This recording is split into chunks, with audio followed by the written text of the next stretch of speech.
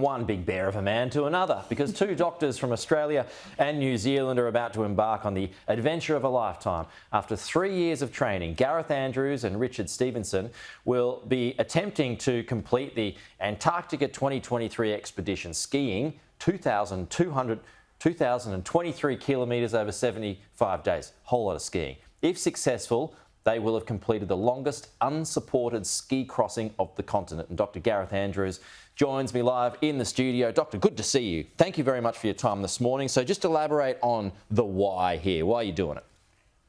There's a number of big reasons why we're doing it. You know, to push the boundaries of what's humanly possible from a physical and a mental perspective. Secondly, we've got a unique opportunity to collect 75 days of climate data as we cross the continent for this scientist at the Antarctic division.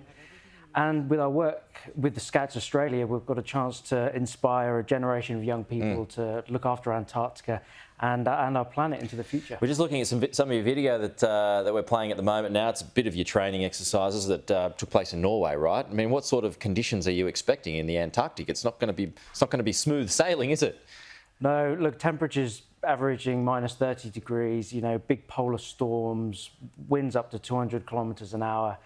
And it's just the sheer distances we have to cover every day that's the real challenge. So, I mean, 75 days, you're going to break that up. So day after day after day after day. I mean, we just saw, you know, an Australian legend who just ran across the continent. I mean, that's some pretty serious activity there. But how are you going to break it up?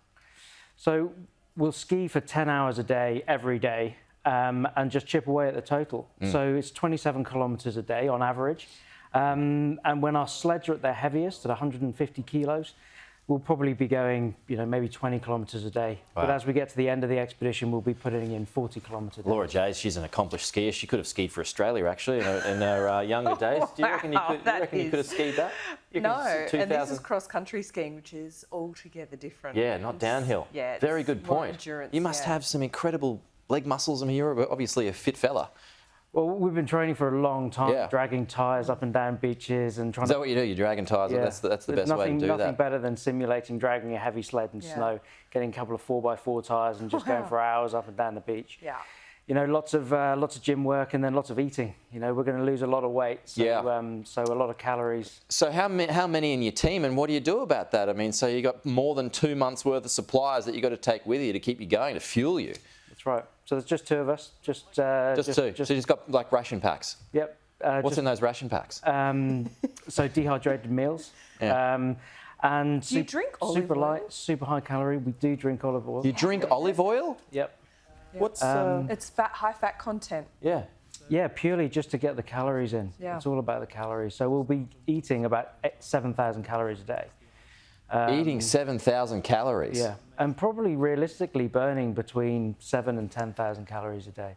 So that's why we've put some bulk on before we go. Yeah, and then you've got your sleeping arrangements. What if, you know, winds get too heavy? Are you expecting that kind of stuff, those very strong winds to blow you about, knock you about in the night time? Yeah, absolutely, and that's why we've done so much training. Yeah. So we've got a state-of-the-art tent that will withstand almost, you know, the heaviest storms, and you know, it's what we're preparing for.